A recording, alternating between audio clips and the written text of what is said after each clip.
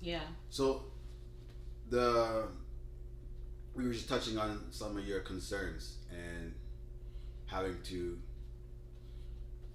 give up your your guess your livelihood, like your employment.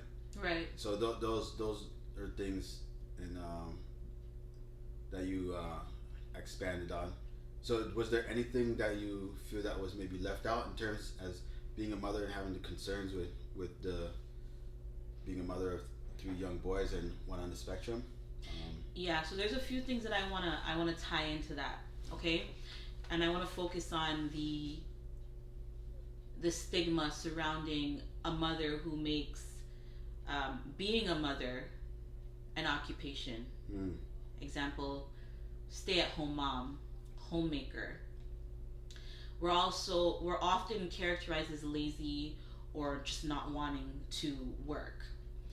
And there's an important component that is left out as to why certain societal structures before the whole independent woman movement and feminism came into play, where women can do what men can do. Yes, we can, but women were put here for a specific reason, okay? And it is to nurture, and part of nurturing is to see things that others can't see, especially when it comes to their children. And it's really hard to do that when you're too busy trying to build a man's company. Let's put it that way, okay? I love to work. I started working when I was 15. Mm. I started looking for a job when I was 11, because I was one of those kids that didn't like to hear no from my parents. No, you can't have that. No, I don't have it right now. No, no, no. So I would go out there and find a way to get things on my own. Right. I am a very independent person. But becoming a mother, my kids became a priority that was something even beyond myself. You understand? And especially having a child on the spectrum and all my concerns, which I mentioned before about trusting people. Let me give you an example, okay? And this is something that would have never been caught. When I was working, my son went to school on the school bus and came home on the school bus. I never stepped foot in his school. Mm. When I stopped working, there would be times where I had that leeway to say, okay, I'm going to drop off my other two kids first. I might be a little bit late to drop off my son on the spectrum. Mm. Every time I dropped my kid off myself, I was only I wasn't allowed to go past the office. Now, when I brought him to the school, I was offered to come into the classroom and see where he'd be learning and stuff like that, and have a tour of the classroom and where he's going to be working at and all that stuff. But once the school year started, I was only allowed to leave him at the office. And the secretary would get on her walkie-talkie, which all schools have, and say, Ian's here, someone can come and get him, and don't worry about it, they'll get him. I'm like, I can walk him. No, don't worry about it, someone will come get him. At first I thought nothing of it, but after a while it seemed weird. Why can't I walk my son to his class? That's very I know where his class is, I've been there before. Right. Obviously you guys are busy. So one day I walk in and the secretary's on her phone, and I let her know that he's there, and before she can tell me no, I took him and I walked into his classroom. And when I went to the classroom and I'm watching him take off his stuff, like his backpack and stuff, and put it up and get his lunch bag out, I noticed that, the square window that's usually above the doorknob for the classroom? Yes. Covered in dark construction paper. Can't see inside the classroom. That's a bit off-putting. It was very off-putting for me because of my own. Already, I have my own reservations about people. Right. And the access that they have to children that can't really advocate for themselves, because the majority of them are nonverbal, and even when they are verbal, they don't necessarily have the cognitive skills. Even as a child who's not on the spectrum, some children won't say anything, much less a child who is. Right. And growing up and going to school, and I grew up in the same school system. I'm born and raised here in Canada. That's never been a situation where the window's closed. Now, I did mention earlier about sensory. Some kids are easily distracted or sensitive to light, but this becomes a safety issue. Yeah. You can't see what's going on out there, and nobody can see what's going on in there. That's a safety issue in my opinion. Yeah, 100%. I agree with that. Yeah. And without raising any red flags in the sense of someone trying to cover it up before it's being caught, I reached out to the school board, who directed me to the superintendent for that school, and I went to her directly and I let her know that I had concerns about that, and I didn't want to go to the principal because obviously the principal is aware, she's running the school, and she's allowed it to happen. So I actually want to overstep the principal and have somebody who's not within the school look into it. Yeah. And 2 days later, I went to go drop off my son again, and they didn't stop me from walking him to class, and the construction paper was taken down. Wow. And the following year, that teacher and that principal was no longer at the school. Wow. There's no elaborating on that, but there's some questionable things. Right. And I'm not going to elaborate on it because you can put two and two together, and I'm not here to speculate. Yeah. I'm literally giving you facts of what I experienced. Yeah. What I observed and the steps that I took. Right. And what happened following. And the first thing that came to my mind is while I was working, I would never have had the opportunity to even see this or catch this because I'd be putting my son on a bus and I'd be taking him off of a bus. Right. And there's a lot of parents who have to work, and that is hindering their ability to catch things like these. And I think that thing was really important. I think what you're saying right now is it's almost as if being present has become a luxury, and a lot of us are not being afforded that luxury because we're so busy caught up in the workforce, or just trying to provide, or being inundated just with information or whatnot, and just always mentally busy with making sure home life is good, but all the other things are getting missed. All the other things are getting missed. The nuances of it, and I think that's a big point that you just brought up. Yeah. That now people are probably going to start thinking. Yeah. Which you highlighted, and I appreciate that, because it's no longer about the educational system. It's a safety concern. Right. And that overtakes any other policy or principle that they set, and that's a big thing. Is what people really need to know. Exactly. Yeah. Because the system that we've been I don't want to use the word indoctrinated because I feel like it's been so overly hyped. Yeah. But I can't, for lack of a better word, the system that we've been indoctrinated in has made it so that we are so quick to leave the safety of our children in other people's hands and think of it as a relief when really it's a danger.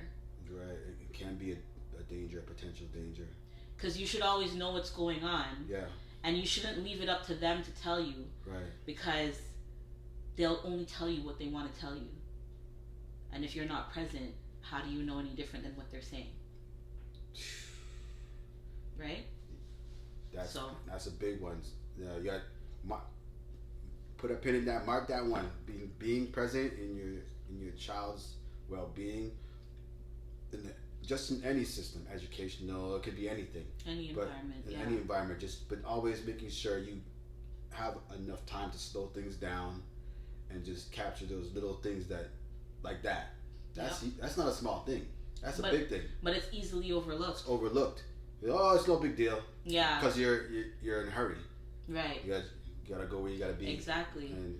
But if it wasn't, why was it rectified in the way that it was? Right. That's actually a really good catch. Mm-hmm. And not working, there's a flip side to that, because when you're looking at culture, I don't know, did we already touch on this? And then family, right? How they look at you, and it could even be friends or whatever. That's a whole nother thing. But None no, of that. I'm glad you said friends. Friends too. That when you look at what you were able to catch and be available and be present for, none of that really matters. But we should probably talk about that because that's a whole nother pressure and an energy that is not sometimes may not be conducive to your well-being or helpful at all. So let's probably touch on that a little bit. What did that look like for you? Yeah. In this situation. Yeah. Like, for example, when I initially told people that I resigned from my job, everybody was just like, well, what are you gonna do, and how are you gonna survive? And I said to them, you know what, I believe that the Most High will find a way for me. I prayed on it, and then I was put into contact with people who were able to direct me certain places. Another thing that it taught me is a lot of us are working to maintain an unnecessary lifestyle. It's real. Because, for example, I do live in an area where is full of amenities, walking distance. Right. The main reason that I feel I have a vehicle is, again, because of the fact that the one thing that's not walking distance is Ian's school. But everything else is. Right. My other two kids walk to school on their own. 5-minute walk to the grocery store. 5-minute walk to the pharmacy. Laundry in the building. Yeah. Everything is accessible, right? 24-hour TTC service. But, you get a job, and the first thing you do when you get a job that's giving you more money than you've had before is, oh my God, what can I get with this money? You become a consumer. That's right. And then there's bill after bill after bill after bill. And once you get used to a certain lifestyle, there's that whole panic of doing without. Right. This lack mentality, right? Right. And I feel like when people are used to seeing you live a certain lifestyle and then they see that lifestyle change, they look at it as failure instead of a transition or a shift. Because at the end of the day, my role in my children's life became more important to me than the car that I drive. Right. It became more important to me than where I live. Because my neighborhood doesn't look the greatest, but my kids can go outside on a Wednesday evening and the whole community's out there, ages 4 to 30, dads, cousins, brothers, sisters, aunties, and they're all organizing a scrimmage to play ball with the community. It's very inclusive. That's important. My kids are happy. I never had that growing up. I lived in an area where nobody looked like me and nobody accepted me because I didn't look like them. Right. My kids don't have to go through that. Like, these are the things that I care about. And I'm home when they come home from school. I can make them a snack. Sometimes dinner's already ready. I can get up early and make them breakfast. They don't take Lunchables for, no offense to those who do, okay? They don't take Lunchables for lunch. They take leftovers. Or I can get up and make them a hot meal that's still warm at lunchtime. And these things matter to them. Right. That's big. No? These things matter to them, and it's their quality of life is different. I'm not a perfect mom. I snap on my kids. Right. I snap on my kids and I get rough with their boys. I have to. Right. I have to. But there are certain things that my own parents, because they both had to work all the time, were not able.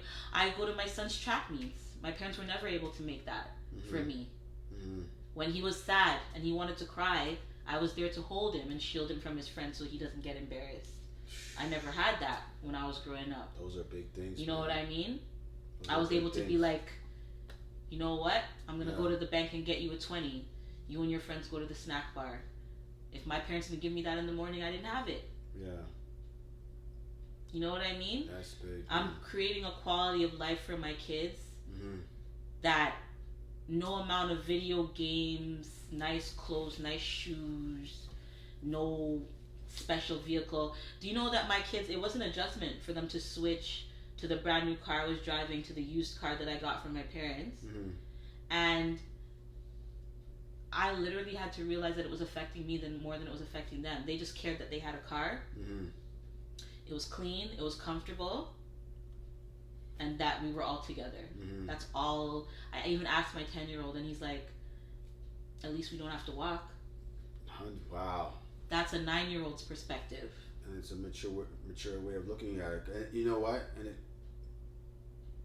it's so important to just stop and it's important. It was actually critical for you to stop and just hear that. Yeah. Because it was so simple. A to B. Yeah. To the kid, you know what I'm saying? Yeah. But to us, when you're thinking aesthetics, when you think that your kids care so much about certain things, it's really you. Yeah. It's not them. That's real, man. No, it's true. If you take the time to ask them, yeah, you'll be surprised that the way that they think is not the way that you're thinking they're thinking. Right. That's why it's important to talk to your kids. And now you have more time to do that. And now I have more time to do that. Now their mom's in a better mood. Mm-hmm. She can actually hear them out instead of fanning them off because she's too busy trying to finish up this call. Right.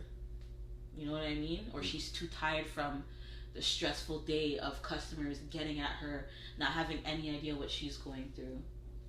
Man, taking it, you saying that is people take risks every day, but you're the life that you're living in, and the kids, life that you have now with the children, and the life that they have,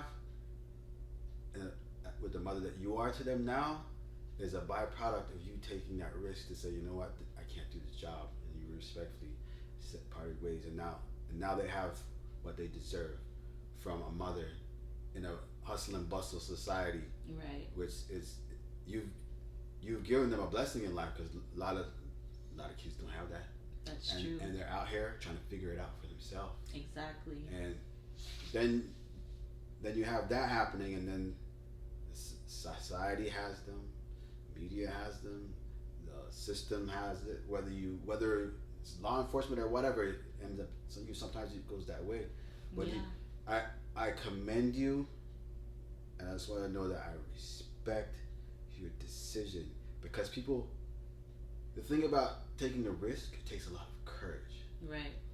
And it takes a lot of reflection, faith. And faith and self-awareness to do that. Mm-hmm. A lot of people don't have that because they don't have the time. And they don't have time. They don't have the time to get there, and they don't take the time to get there.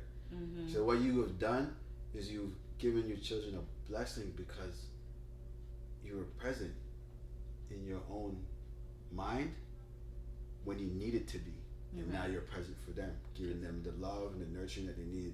And for boys, it's incredibly critical to have that from their mother. Because now, when they grow up, they will be better for it, be a good men in society. Right. You know, how they perceive a woman will be different. Right. Because you made yourself available. And I just want to say I respect that. Thank you. And you will continue to receive the blessings. You might not see them now. And maybe you do. I do, but also too, I have foresight. Yeah, but that. So other people might not see it. Yeah. But that doesn't mean that it's not there. Yeah. I've seen it. I respect what you're doing, because it's not easy. Yeah. And we're not wrapping yet. I just want to make sure you know that. Yeah, he's giving me my flowers while I'm here, people, and I appreciate that. I love you, and I talk. Sometimes, you you know, I'm like, man, I'm having a tough time. And I think about you, and I was like, man, it could be worse. It's not could be worse, but I can have other things going on. I can get through it. Yeah. And just know that you play that role in my life sometimes. Thank you. Without you knowing it, I don't say it, but. No, it's true. Respect, man. I appreciate that, because I was gonna say to you, like, I even look at the way that you father your children, and you are a man of discipline, but not fist of fury. Yeah. Boom. It's like I would call it assertive discipline. You're very assertive. Yeah. You're not aggressive, and you're not macho. It's just you make your point and you explain things. And I experienced you talking and listening to your kids. Mm-hmm. Respect. And giving them the opportunity to express themselves. Mm-hmm. Whereas I grew up not always being able to do that, because with many of us with Jamaican parents, they brush it off, or they try to downplay it, or what do they call it these days?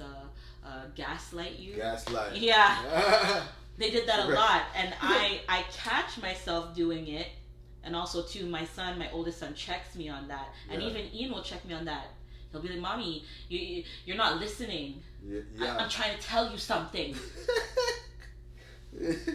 That's my autistic son. Most autistic kids will just have a fit, but before he has a fit, he's gonna warn you. He'll tell you, "Yeah, I'm trying to tell you something. Listen to me." And it's good that he can do that. I know. Yeah. And it's good that he feels comfortable. His social cues, it's like whether he feels comfortable or not, he's going to tell you that he has something to say. Yeah. Yeah. God, that's big, man. The subtle cues, you can catch them. Yeah. Yeah. Where we at? But no, keep doing what you're doing. Thank you. You made the right call, and you'll receive the blessings because of it. Thank you. And they're going to be great men. Just, hey, you'll look back and be like, yo, they are who they are because I did what I did. Yes. And that's divine, man. Where were we at now? I think it's a good time to roll into like the siblings. Yeah, we'll go to the siblings. Since we already so yeah, so my question was like, do they understand Ian being on the spectrum, and do they feel left out? Like, how does it look from? How do you think it looks from there? Have you ever asked them how they see? Yes. Okay, so I kind of wanted to approach this from 3 angles, each individual child. So Ian was born when Isaiah was 1.5, and he was diagnosed when Isaiah was about 3 turning 4, and 2 turning 3, and yeah, he always knew his brother was different, but it was just normal to him because he's never had any other brother. Right. So he kind of adapted to it as like, this is normal, because it's really all he knows about having a baby, because before Ian, he was the baby. And then when he was diagnosed and Ian would do stuff like break things of his or take things of his, I would explain to him like, your brother, he is a bit different. He has something called autism.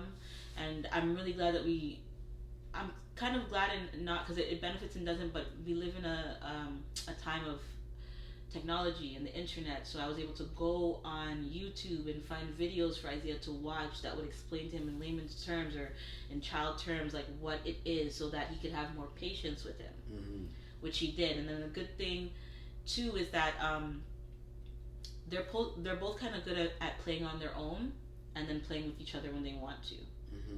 So they kind of developed a relationship just based on what they have in common, which is music. They relate through music.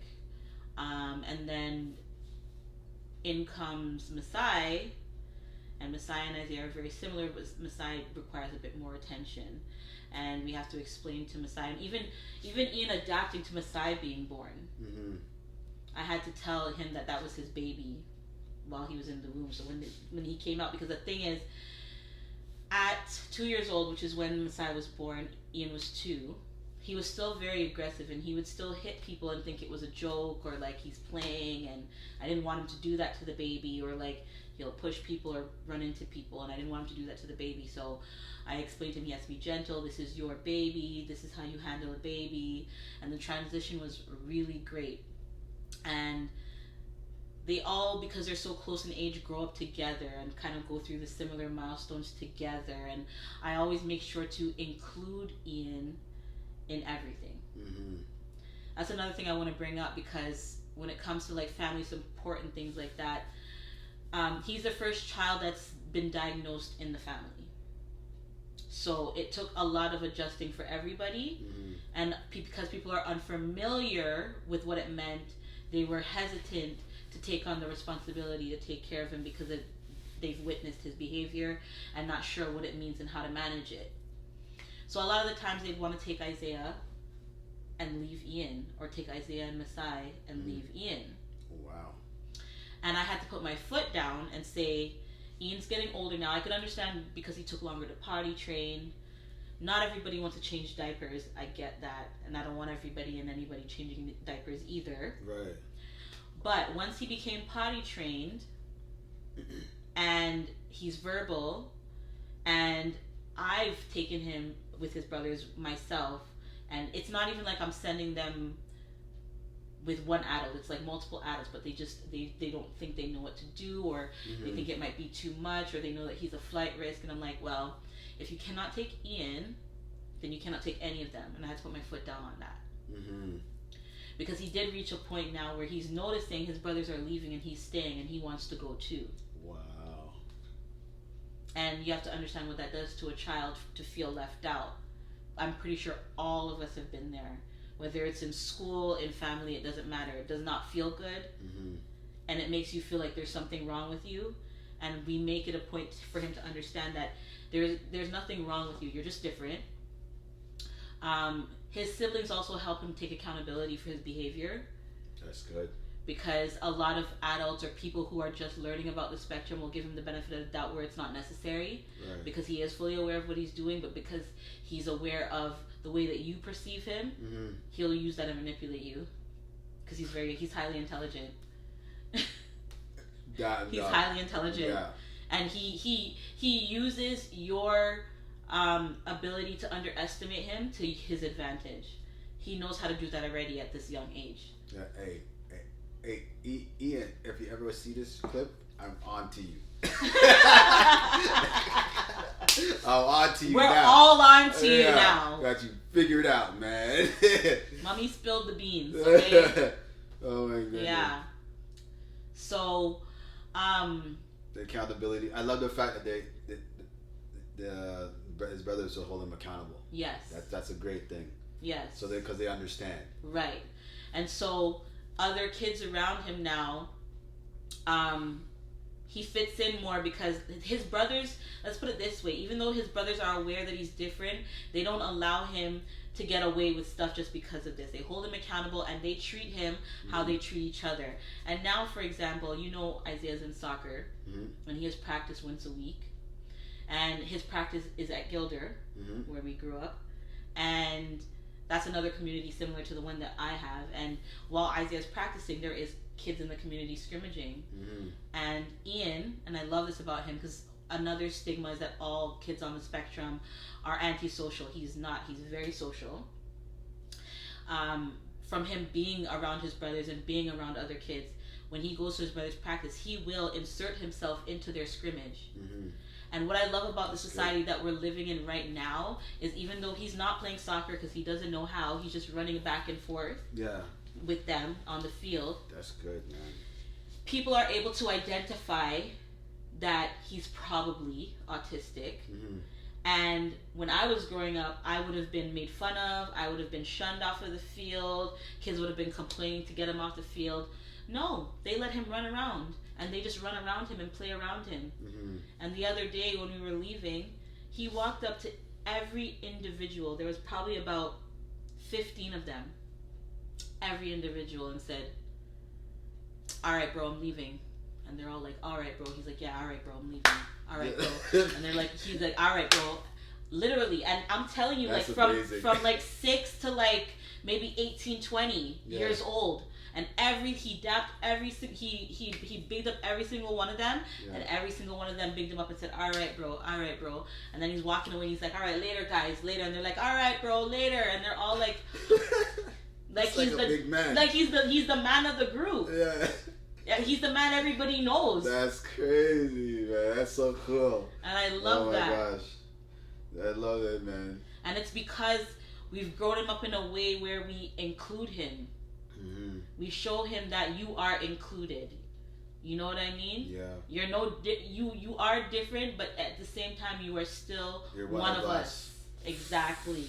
That is blessed, man.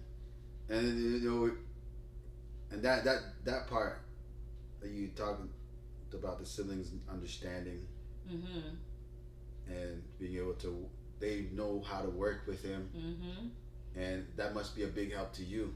Yes. And it's also a big help to him because it forces him to grow and develop and develop alongside which them, is a great. So he has a support system. Yes. in his siblings. In his siblings, which yeah. Which is a beautiful thing. And they don't leave each other out. I love that. And when they separate for too long, they actually miss each other, which I love. Because that's something I always wanted. Because as you know, we're far apart. Yeah. We won't talk about how many years apart we are. But we're far apart. Yeah. And we're all spaced out. Yeah. All 6 of us are spaced. Well, after one of our brothers, the rest of us are like spaced out. Yeah. So that we were still close. Yeah. But we went through different experiences in different times. Mm-hmm. Whereas my boys, they're like going through it together. Yeah. Yeah. Which is a beautiful thing. Yeah. They're having That's what I always wanted for them. They have the same memory in unison. You're right. And the same experience. Wow. But so with that being said, siblings, Mm-hmm. and they obviously they're not gonna always get along. No. But do you find that they're easy to resolve things between each other with Ian?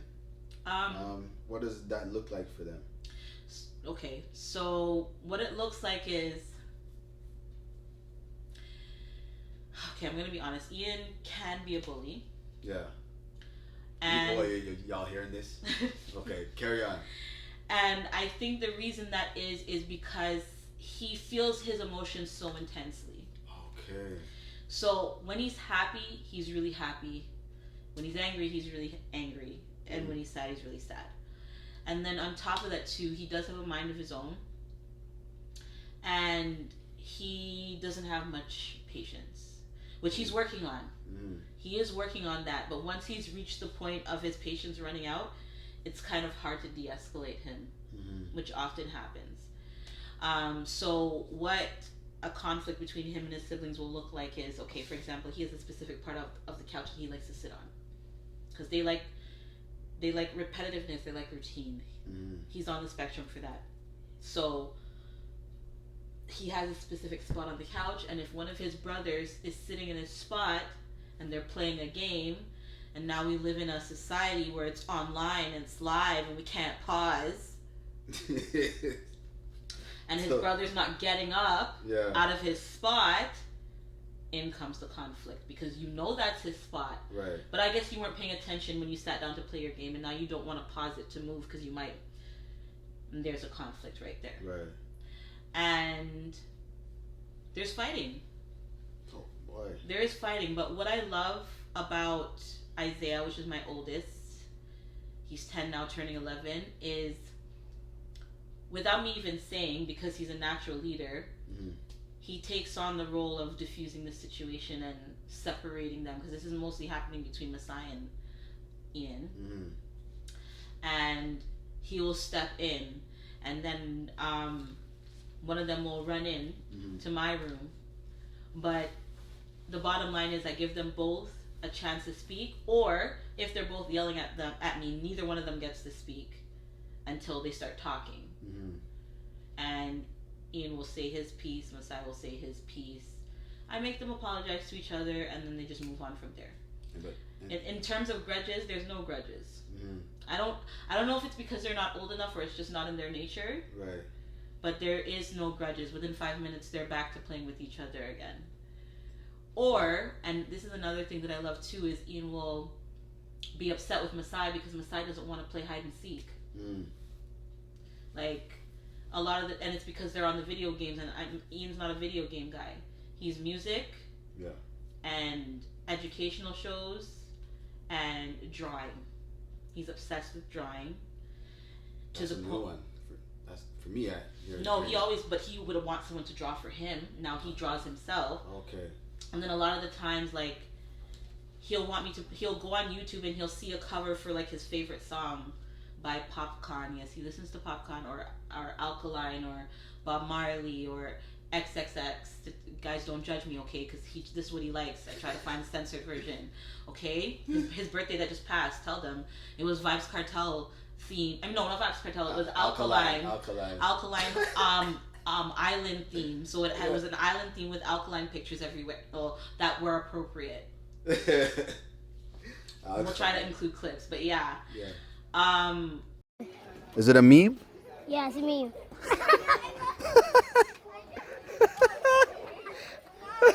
That's cool, yeah. Like cake decorations. I have to print them. Mm-hmm. I have a printer that I bought when I was trying to do my business, and every month, if he behaves well, I buy ink. Mm-hmm. And every day that he completes his tasks and he I won't say behaves like good, but just behaves in a way that is conducive to what we're trying to get him to do, Mm-hmm. to, you know, be able to survive in society. That's the best way I can put it, because he gets rewarded with a picture either from me or from school, because his teachers do implement that at school too, because we communicate with each other on what we do at home, what we do at school, and Mm-hmm. they share ideas with me, I share ideas with them, so that he has consistency, because that's really important for him. Important. He doesn't like spontaneity. Mm-hmm. Y'all know what I'm saying. Yeah. So yeah, we do that, and yeah, like that's basically what the relationship is between him and me and his siblings is, and how we work on a day-to-day to get him to, but he does love to play, that's what I'm saying, and that would be an argument, like they're not playing with him, or they're not printing him a picture, and I really love that that's a problem, because a lot of those kids, like kids on the spectrum, they seclude themselves. Mm-hmm. So he does want to play, he does want to be included, and I don't allow them to exclude him if they're already playing. Or I'll play with him, or I'll say, you know, after 5 minutes of your game, come and play with your brother, because I want to continue to encourage him to have that type of sense of being social and interacting with other people. Like, even he learned the other day how to play 7-Up. Wow. That's a card game. You know the card game? 7-Up. And classic. And literally 2 nights ago, we started teaching him crazy eights. Holy crap. Because he's good with numbers, and he's good with memory. Yeah, he plays memory with us too. What? Yeah, he plays cards. I have a game And for you guys, and that's a new thing that we just started this summer. Right. Because they're not in summer camp or anything, so we just try to do stuff together at home. No, that's great, man. That is developing like that. Yeah, and we include him. And then last time I saw it was his birthday. Yeah. And I heard like his diction and the way he is speaking is so clear, and you can see the growth, right, the maturation, and probably the support, or something changed. You were saying that something changed for him. Was it like a teacher? Was it a teacher? Yes, he has a new teacher. So exactly, like I was saying, after that situation with the construction paper on the window, yeah, the following year a new teacher came in. And he's a whole different person. Whole different person. Oh, not trying to push diagnosis, not trying to push behavioral drugs on him, not doing exactly what we've been doing. Yeah. Holding him accountable, letting him know of his capabilities. So this is not a teacher that he can manipulate. He's not a teacher that he can bully. And he's somebody that's very stern and calm. Which I love. The other teacher was more timid. This teacher is more stern and more calm. That's great, man. Which is very important, and it's a male teacher, because in males, I feel like an overly emotional, when a male approaches something overly emotional, or even me as a mother, because I do, because I'm a woman, but I find that when a man that is not overly emotional, that comes to him calmly and firmly, they don't have to speak more than once to him. Whereas with me, I have to say it a million times, because I'm, oh my God, you're not listening to me, and you know, and he's just like, okay, mommy, okay, like, he's not taking me seriously. He's even like trying to calm me down, like telling me I'm overreacting, like, okay, mommy, okay, I heard you, I heard you. You don't have to yell at me. Oh my goodness. Yeah. He's funny, but puts me in my place. No, I see him. In the moments, the rare moments, he's a character. Yeah. And there's an element of genius to him. There's what people don't realize, and I see it. Yeah. And I'm sure everybody can see it. They might see the spectrum, but under all that, there's a genius in there. Before they can even put their figure on it, they already see his character. Genius. He's a star everywhere he goes. He's a genius. And just even with the ever-changing favorite artist, yeah, and his ability to recall the lyrics and sing the lyrics, off of memory, like And after hearing it 2 times, he knows the whole song. and what is he? They call there's another thing, maybe super brain. You ever heard that term? No. I think he has a super brain Nice. because of autism. But there's a exercise you can do called super brain, but he has a super brain. Yeah. Because of that and his ability to recall lyrics, and what do you call it? Photographic memory. But the focus. Yeah. The intensity. Like he's in the zone, and if you interrupt him, that's another thing that will trigger him into like having a temper tantrum. Oh He my does gosh. not like to be interrupted. That focus is laser. Yeah, yeah. It's not. It's just different. It's just something different. Yeah. But when you talk about that, we're talking about Ian now. Like he's growing. He's eventually going to become a preteen, a teenager, and then go into his adulthood. So we're going to talk about this, and then we're going to bring it to a close. But I wanted to make sure we highlight him specifically, Right. and talk about like how you're seeing that, and like how do you see his future?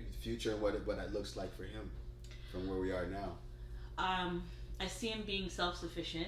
Mm-hmm. And I think it's because he grows up so closely to his brothers, and the more that his brothers become more self-sufficient, he's kind of like following in their footsteps, wanting to do more things for himself as well. Right. I see him wanting freedom to do things on his own. I'm still gonna keep a close eye on him, close monitoring him, but like slowly but surely, especially as he goes into his preteen to teenage years, like getting himself on the school bus himself, coming off by himself. When he reaches like his early adult years, there are programs for adults on the spectrum that help them get into employment or go to post-secondary school, which I definitely see him doing. I see him doing something in either music or numbers because of his memory and his ability to like absorb information quickly once it's something that he's interested in. If he's not interested, then he can absorb it, but it's at the back of his mind, which I think is most people, if you ask me. But yeah, I definitely see travel. I think he's gonna want to see the world. I think because he's very curious and he likes new experiences. As long as like me and his brothers are there.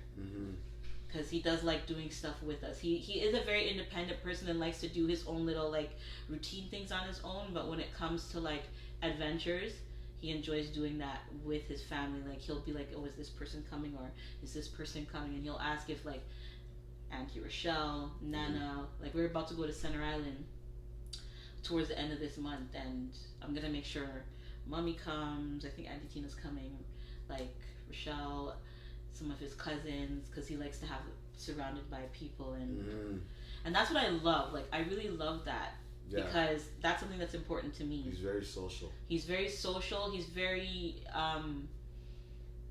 family oriented. Let's put it that way. He's very family oriented. Like even when we go to Mommy's house and like say Sierra's not there, that's his cousin, or Keanu's at work, that's his other cousin, or Grandpa's not there, he'll start walking around the house and going to everybody's room and being like, where are they?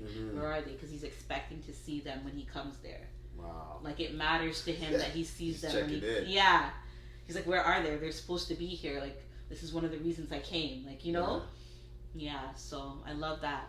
I'm excited to see him grow and his personality continue to develop, even though there's so much personality already. Big personality. Yeah, I just feel like there's so much more where that comes from. Yeah. Yeah, so I'm excited for that, and like I'm excited for everybody else to experience it too. Because sometimes I'll be by myself and I'm like, damn, like I should have caught that on camera. Like people need to see this. Like, you know, nah, for real, people need to see this. No, hey, like I said, I like taking videos. Yeah. So I was able to catch some comedic moments. Yeah. We're gonna share some. Yeah, we need to patch some. If you're okay with that, we'll share some of those. Yes. At the end of this. So you guys can see exactly what we're talking about. Yeah. See him in full effect. Yeah. The DJ in. The beatboxing. The music, the beatboxing and stuff. Yeah. The comedian. I'm telling you. But no, we're definitely gonna do that. And for me, with him, I definitely see greatness in there. Yeah. He's great, man. He's bright like this light. People, yeah, thank you. Yeah, people don't understand that they say it's a disorder, Right. a disability. Right. I don't see that with Right. him. I see something. It's more divine. Like people can't put A finger on there's so many spectrums, different spectrum. You know what I'm saying? Right. It's so vast that they can't put a finger out. You know why? Because it's something divine. It's not meant to be put in a box or categorized. Right. And this is why we're able to see him the way we see him. And man, I just say, man, hey, it's a glimpse into God's personality for me. Yeah. That's I agree. you know what I'm saying? I agree because yeah. It's something different and something special, and I can only say that I am grateful to have been able to be a part of This experience. this experience and giving it some time, not just on this for what it is, but culturally, Yeah. because it's not talked about Right. a lot in our culture, and Right. island culture. No, and normally people just say, "No, man, a mad boy that." Right. They just write them out. They're mad, saying that meaning in English, they're saying that they're crazy, Yeah. that they're out of their mind, Yeah. and that's as far as they go with it. There's nobody's Or like that R word I mentioned in the beginning. that word, or nobody takes the time to look into it, or maybe understand it, or get some help, or make it make sense. There's people that exist that are just been written off their whole life, and every time they've seen it, mad, or crazy. Right. But it's a privilege to be a part of this today. And I'm happy for mommy and daddy because they saw it as the stigma that it's been seen as for a long time until they had a grandchild of their own. Right. And they got to experience it firsthand. And now they look at him with amazement. Both of them. Right. They're amazed by him. And that makes me feel so good. Yeah. Because I know how worried they were in the beginning. Because a lot of people are afraid of things that they don't know. Right. And for them to be able to learn alongside me, and I'm proud of them. Right. I'm proud of them for being able to open up their own mind and perspective on it and actually see it for like the blessing that it actually is. And they've been given the sole opportunity to have a moment where they evolve. Exactly. They've evolved in life. Yeah, they've gotten to existence. push past that Yeah. that box that they were in terms of that subject or real life, man. I'm telling it's you, a beautiful thing. now they look at every child Right. differently. Right. And there's more understanding. Exactly. They're not quick to Right. jump to a conclusion because they've had the experience of people doing that with their own grandsons and not fully knowing. So now they're more open-minded to the way that other children behave, and I love that. I love that for them. That's a beautiful thing. And yeah. I think we covered everything today. I think so. For the first time, I think we're gonna have to come back and dive deeper. But yeah, we'll for sure. Definitely do. I think for our first episode, this has been great. I think we touched on a lot of different things. Yeah. Solid. Yeah. So what I do hope is that people become more aware. Mm-hmm. And have been educated to some degree today. Right. As a result of this, and that's the intention, and that was the ultimate goal, and that is the ultimate goal of this platform, is to share information like this in a way that is relatable, woman to woman, man to man, human to human, Right, parent to parent, and parent to parent. Yeah. You know, and just bring it down to a level where we can see eye to eye and make it make sense together and support each other. I know there's a whole community out there with children on the spectrum. And hopefully this will be helpful, and then you can connect with them and other resources that might not be known of. And at some point, you know, you can become like a go-to person for something. Who, me? Yeah, like, or you can, or I mean, yeah. Or you can support of course people through their own with your experience, because you have so much. Yeah. And how to navigate the systems and the resources, that will be helpful too. So we'll visit that, but you can definitely check on your handle at Empressess. The Empressess. Yeah, Yeah. Empressess. I gotta say, I'm so sorry. No, everybody says it like that. Yeah. It's a word that I made up. It's not an actual. Oh, that's why. I didn't know that. I'm learning that there. The Empressess. Yes, it's a mixture of Empress and High Priestess. Ah, so it's the Empressess. So a lot of people say Empressess, and it's because I took two words and made one word out of it. So, but that's just you. That's just me. Yo. I like being different. I do. Not normal. Yeah. But no. Never been normal. Raquel, aka at Empressess over here. Yeah. I'll definitely put it down there. It'll be at the bottom. And y'all can connect with her at her platforms. And now take her out, hire her up for some speaking engagements or some guidance.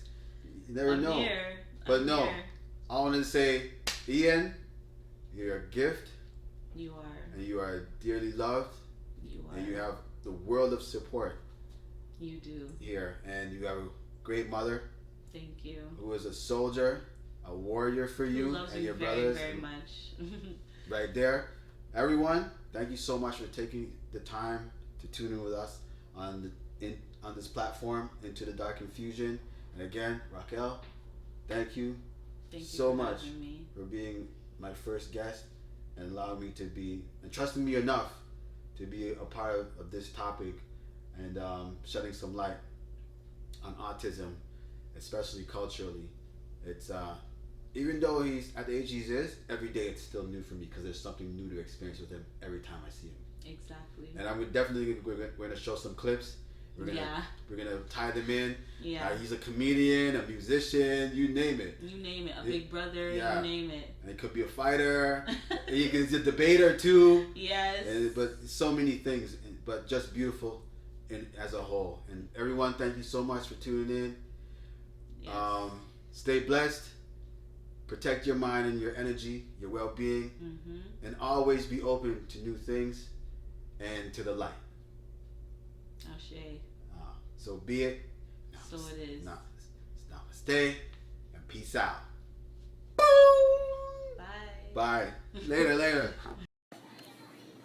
Are you happy? Are you happy, baby? You hate the camera, eh? What? What?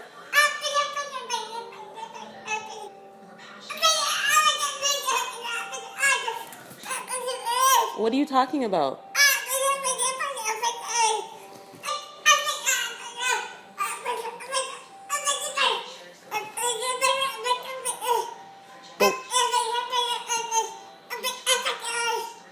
Okay. Okay, but what are you talking about?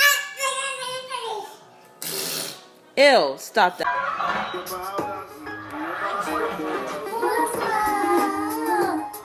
You got to do with it, babe. What's love? It's a love.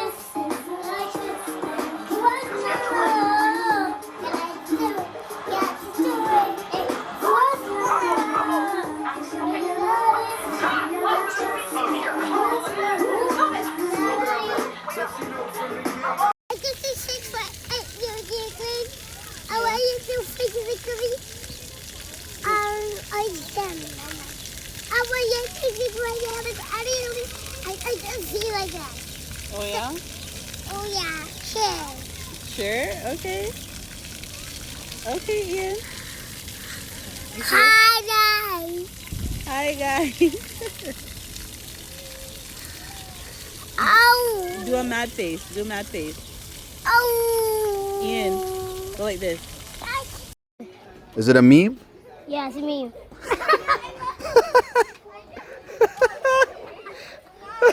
That's cool, yeah. Cake decoration.